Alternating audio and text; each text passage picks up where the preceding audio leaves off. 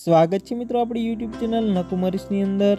મિત્રો આજના વિડીયોની અંદર આપણે વાત કરવાની છે પીએમ કિસાન નિધિ યોજનાની અંદર જે છે ખેડૂતોની યાદી માટે જરૂરી ડોક્યુમેન્ટો કયા કયા ડોક્યુમેન્ટનું લિસ્ટ જોશે, ખેડૂતોએ યાદી માટે મેળવવા માટેની જરૂરી વિગતો કઈ કઈ એકઠી કરવાની રહેશે, આ ફોર્મ છે મિત્રો કોને આપવાનું થશે, ખેડૂતોએ જે એકરારનામું ભરવાનું છે તે ફોર્મ કેવી રીતે ભરવાનું, કેવી રીતે મેળવવાનું અને કેવી રીતે સહાય છે મિત્રો પીએમ કિસાન યોજના છે એ પીએમ કિસાન સન્માન નિધિ યોજના છે એ કોને કોને મળશે અને ક્યારે મળશે, સંપૂર્ણ માહિતી છે વિડીયોની અંદર જોશો। અને મિત્રો વિડીયો પૂરેપૂરો જોશો એટલે તમને આ વિડીયોની અંદર બધી માહિતી છે મળી જશે। તો મિત્રો આના તમામ વિડીયો પીએમ કિસાન નિધિ યોજના અને તમામ ખેડૂતોને લગતા તમામ વિડીયો છે આપણી યુટ્યુબ ચેનલના માધ્યમથી મળતા રહેશે। તો આજે જ અમારી યુટ્યુબ ચેનલને સબસ્ક્રાઈબ કરશો અને બાજુમાં આવતા બેલ આઇકન પર ક્લિક કરવાનું ભૂલતા નહીં। જો આ વિડીયોની અંદર પીએમ કિસાન નિધિ યોજના સંપૂર્ણ માહિતી।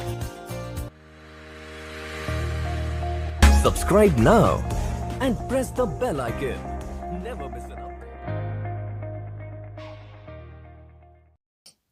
ખેડૂત મિત્રોને જણાવવાનું કે જે રૂપિયા પ્રધાનમંત્રી કિસાન સન્માન નિધિ યોજનામાંથી મળવાના છે તે કે 2000 રૂપિયા છે નાના અને સમિત ખેડૂતોને જે મળવાપાત્ર છે તાત્કાલિક ધોરણે છે ચૂકવવાપાત્ર થશે। એટલે જેની આગામી કાર્યવાહી છે મિત્રો આપણે જલ્દી તકે છે એ પૂર્ણ કરી દઈએ। તો આગળ જોઈએ કે જે અન્ય જણાવવાનું કે રેવન્યુ ગામના જે નાના અને સમિત ખેડૂતો હોય છે તેને ઓળખ કરી એકરારનામું કરવાનું રહેશે।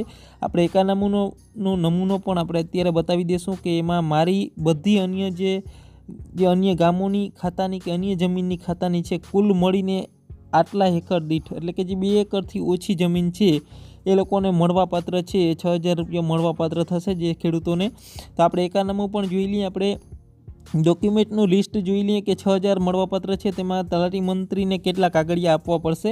જો વાત કરીએ મિત્રો કે જે ખેડૂતોને કુલ જમીન છે 2 હેક્ટર કરતાં ઓછી હોય તેવા ખેડૂતોની યાદી બનાવવામાં રહેશે અને યાદીમાં છે નીચેની વિગતોને ધ્યાનમાં લઈ અને ખાતાદારમાં જે સંયુક્ત ખાતાદાર હોય તેમાં કોઈ પણ એક ખેડૂતને અન્ય તમામ ખેડૂતોને જે સંમતિ આપવાની રહેશે અને ગ્રામ પંચાયતની સંમતિ પત્રકમાં છે એકરારનામું કરવાનું રહેશે। એકરારનામાનું ફોર્મ પણ આપણે જોઈ લઈએ। યાદી માટે મેળવેલ તથા જરૂરી વિગતોની વાત કરી લઈએ તો ખેડૂતનું નામ, આપણે આ ડોક્યુમેન્ટને યાદ રાખશું, ખેડૂતનું નામ જોશે, જમીનના ખાતા નંબર જોશે, જમીનના ખાતા નંબર હેક્ટરની જે વિગત છે એ જોશે, ખેડૂતની જાતિ જોશે, મહિલા છે કે પુરુષ તે જોશે, 8 હેઠળ મુખ્ય ખેડૂતનો આધાર કાર્ડ નંબર જોશે, આધાર કાર્ડ સાથે લિંક કરેલો મોબાઈલ નંબર જોશે, નેશનલ બેંક વાળો બચત ખાતા નંબર અને આધાર કાર્ડ સાથે લિંક અપ કરેલી છે તો એટલી વસ્તુ છે તમારા મિત્રો યાદ રાખવાની છે। આ વસ્તુ છે તમારે ફોર્મની અંદર ફિલઅપ કરવાની આવશે એટલે એટલી વસ્તુ છે તમે એકઠી કરીને જ તાલુકા પંચાયતે જે તમારા ગામના મંત્રી હોય છે તેના પાસે જવાનું રહેશે।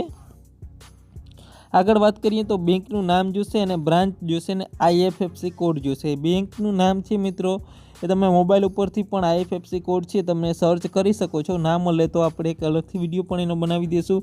બેંકનું નામ રાખવાનું અને એનો IFSC કોડ, કોઈ બી બેંક હોય તમે SBI તમારે છે SBI ગમે એ હોય જામનગર તો SBI જામનગર IFSC કોડ લખશો તો પણ એમ મળી જશે। ઉપરોક્ત યાદી છે એ VCI દ્વારા છે નિયુક્ત ફોર્મેટમાં એક્સેલની શીટમાં બનાવવાની રહેશે। સદર કામગીરી છે VCI દ્વારા છે કરવામાં આવતી એટલે કે ગ્રામ પંચાયતે છે આ પીએમ કિસાન નિધિ પોર્ટલમાં છે આ બધી માહિતી છે અપલોડ કરવાની રહેશે। તો એની સાથે કયા કયા ડોક્યુમેન્ટની જરૂર પડશે તે પણ આપણે વાત કરીએ કે તમામ ખેડૂતો મિત્રોને જણાવવાનું કે વિગત મુજબ છે ઓનલાઈન ફોર્મ ભરવાનું હોવાથી તમામ નાના અને સમિત ખેડૂતોએ છે 7/12/8 એટલે પહેલા ડોક્યુમેન્ટની વાત કરી, સૌપ્રથમ પહેલું ડોક્યુમેન્ટ મિત્રો તો આપણે છે 7/12 પહેલું ડોક્યુમેન્ટ 7/12/8 આધાર કાર્ડની નકલ, બેંક પાસબુકની નકલ અને એકરારનામું, આ 5 ડોક્યુમેન્ટ છે તે આપણને એકઠા કરવાના રહેશે, તે વાહે જોઈન્ટ કરી દેવાના રહેશે। આ ડોક્યુમેન્ટ છે તલાટી કમ મંત્રી પાસે જવું અને એકરારનામું ભરી અને તલાટી કમ મંત્રીની સહી સહી કરાવી એને જમા કરાવવાનું રહેશે। સરકારશ્રીના નિયમ મુજબ ખાતેદારે છે એ ભાગમાં 2 હેક્ટરથી છે ઓછી જમીન હોય તો જ આ ફોર્મ છે ફિલઅપ કરી શકશે। એટલે તેમાં પણ આપણે ખાસ ધ્યાન દઈએ કે 2 હેક્ટરથી વધુ હોય તો આ ફોર્મ ભરાવતા નહીં, નકર કાંઈ પૈસા છે જમા થશે નહીં તમારા ખાતાની અંદર, એ ફોર્મ રિજેક્ટ થઈ જશે। આ કાર્યવાહી આપણી પાસે મર્યાદિત સમય હોવાથી મિત્રો 5 દિવસની અંદર છે કામ પૂરું કરી દેવાનું રહેશે. હવે આપણે વાત કરીએ કે ખેડૂત તે ખાતેદાર છે એનું એકારનામું કેવી રીતે ભરવું. તો અહીંયા આથી હું શ્રી એટલે કે જે આપણે હોય જે તે નામ હોય તે ઉંમર છે એની રહેવાસી જે ગામના હોય તે અને તાલુકો જે ગામનો આવતો હોય તે ફોર્મ ભરવાનું.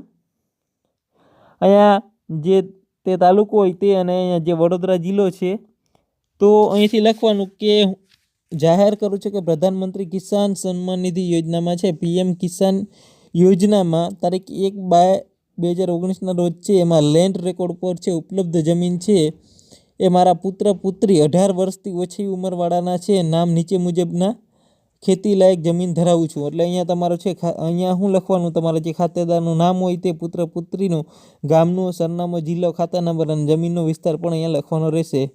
ઉપર મુજબ સિવાયના મારી પત્ની કે મારા પુત્ર સગીર 18 વર્ષથી ઓછી ઉંમરના નાના ગુજરાતમાં અને અન્ય જિલ્લામાં કે તાલુકામાં ગામમાં કે તેમજ ભારતના અન્ય કોઈ રાજ્યમાં ખેતી લાયક જમીન નથી.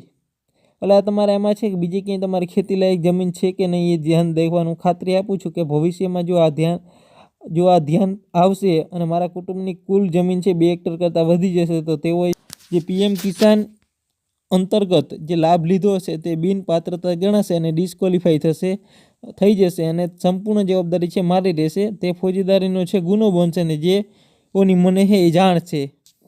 એટલે શું કે આમાં 2 હેક્ટર કરતાં જો તમારી જમીન વધારે હશે તો તમારું છે આ એકાનામું કઢાવે છે તો તમારે છે આ ગુનો પાત્ર થશે. આધાર કાર્ડના નંબર, મોબાઈલ નંબર, આધાર કાર્ડ સાથે લિંક, જે બચત કરેલા ખાતા number, bank number, branch, IFSC code, સ્થળ, તારીખ, સાક્ષી 2 સાક્ષીના જોશે અને ખેડૂત અરજદારની સહીને અહીંયા પોતે પુત્ર અને પત્નીની ત્રણેની સાઈન છે એકાનામામાં ભરીને દેવાની રહેશે. એટલે કે 6,000 ઉપર જો આ રૂપિયા મેળવવા માંગતા હો તો છે તમારે 2 હેક્ટરથી જમીન વધારે હોવી જોઈએ નહીં. તો મિત્રો આ વિડીયોની અંદર હજી આગળ ડિટેલની અંદર જોઈએ કે કઈ રીતે મળવાપાત્ર થશે. PM કિસાન માટેની જરૂરી માહિતીની વાત કરીએ કે એક ખાતામાં છે જેટલા દંપતીઓ અને પતિ પત્ની છે તે અને તેના પુખ્ત હિસ્સાદારો તે બધેને લાભ મળવાપાત્ર છે પણ તેમનું નામ છે 7/12/8 હોવું જરૂરી છે. પરિવારોની ફેમિલી વ્યાખ્યામાં પતિ પત્ની અને તેમના સગીર બાળકો આવે છે તો વધુમાં વધુ એવા દંપતીઓ સિવાયના બીજા કોઈ સભ્ય બાકી રહી ન જાય અને પુખ્ત છે તે પણ જુદા જુદા પરિવારોને રૂપિયા ગણાશે. એટલે દાખલા માટે આ સાથે ફોટો જુએ છે. આધાર કાર્ડ નંબર અને મોબાઈલ નંબર જો શક્ય હોય તો લેવાના રહેશે કારણ કે આધાર કાર્ડ નંબર વગર છે બીજો હપ્તો પણ મળી શકશે નહીં. એટલે આધાર કાર્ડ નંબર જરૂરી છે.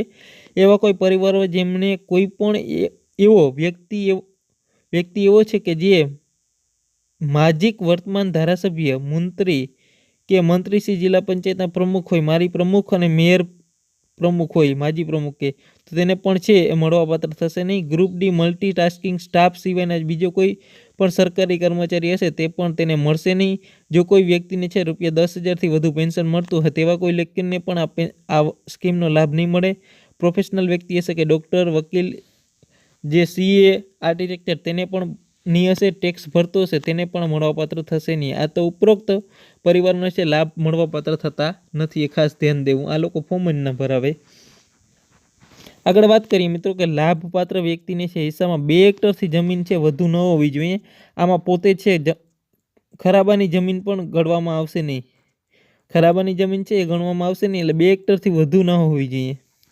જે ખેતીમાં 1થી વધુ પરિવારો છે અને વેચણી થયેલી નથી એવા કિસ્સામાં છે જમીન પરિવાર ઉપર છે આ વ્યાખ્યા મુજબ વ્યક્તિ દીઠ વિભાજનની ગણતરી કરવામાં રહેશે અને પરિવારો દીઠ છે હિસ્સામાં આવે તેટલો જ હિસ્સો છે 2 હેક્ટરથી વધુ હોવો જોઈએ નહીં. એટલે કે આમાં શું કે જે ખાતામાં 1થી વધુ પરિવારો છે અને વહેંચણી થયેલી નથી તેવા કિસ્સામાં શું છે કે જમીનના પરિવાર ઉપર વ્યાખ્યા મુજબ વ્યક્તિ દીઠ વિભાજનો અને ગણતરી કરવાની રહેશે અને પરિવાર દીઠ જેટલો હિસ્સો આવે છે તેટલા હિસ્સામાં જ 2 હેક્ટરથી વધુ ન હોવી જોઈએ. આમાં એવું નથી કે તમારો પરિવાર મોટો છે ને જમીન હજી ભેગી છે અને 4 હેક્ટર થતી હોય તો આ વહેંચણી કરી અને તમારે 2 હેક્ટરથી છે વધુ હોવી જોઈએ નહીં. એટલે મિત્રો એમાં ખાસ ધ્યાન દેશું આ વસ્તુ ઉપર કે તમારું જો કુટુંબ સમિત કુટુંબ હોય અને ભેગું કુટુંબ હોય એક સાથે તો તેમાં 5 હેક્ટર જમીન થતી હોય તો 3 કુટુંબના ભેગા થતા હોય તો આ છે એ 2 હેક્ટરથી વધી જતી નથી, કારણ કે 3 કુટુંબ છે, 5 હેક્ટર જમીન હોય કે 6 હેક્ટર જમીન હોય તો આનાથી ભાગ પાડી લેવાના રહેશે. પછી એક પરિવારમાં છે જમીન છે સમગ્ર દેશમાં અલગ અલગ જગ્યાએ છે ઉમેરીને 2 હેક્ટરથી વધુ ન હોવી જોઈએ. એક પણ ખાસ ધ્યાન દેવું, અલગ અલગ દેશની અંદર કે અલગ અલગ રાજ્યની અંદર હોય. બેંક ખાતાની વિગત છે શક્ય હોય તો પરિવારની સૌથી મોટા સભ્યની મેળવવાની રહેશે અને સગીર વ્યક્તિની મળવાની રહેશે 18 વર્ષ ઉપરની. પરંતુ એકરારનામા ઉપરના છે પરિવારની વ્યાખ્યા મુજબ પતિ પત્ની કોઈ પણ સહી રૂબરૂમાં લેવાની રહેશે. લાભ લેનાર વ્યક્તિને છે 1/2/2019થી પહેલાંનું નામ દાખલ થયું હોવું જરૂરી છે. વારસાઈ દરેક એન્ટ્રી ઉપર છે પ્રોત્સાહન રૂપે રકમ મળે અને પરંતુ ખોટી એન્ટ્રી ઉપર તે એન્ટ્રી છે રકમ મળશે નહીં. એકરારનામામાં એક નકલ છે અપલોડ પણ કરવાની રહેશે.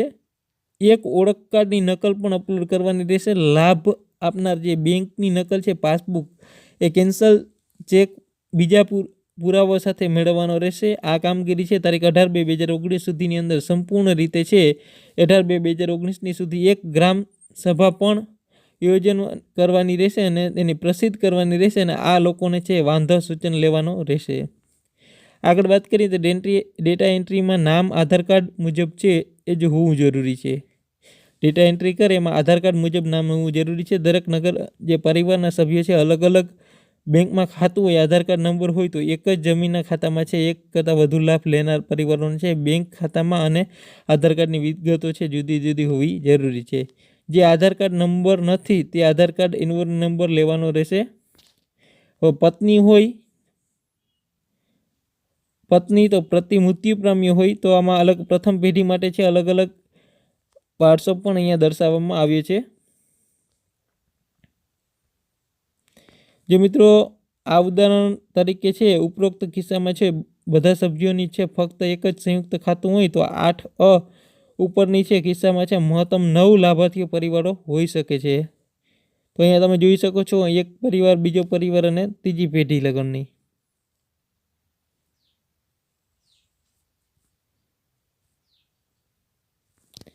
જો મિત્રો આ વિડીયો તમને સારો લાગ્યો હોય તો લાઈક કરશો, શેર કરશો, કોમેન્ટ કરશો અને અમારી ચેનલને સબસ્ક્રાઈબ કરશો.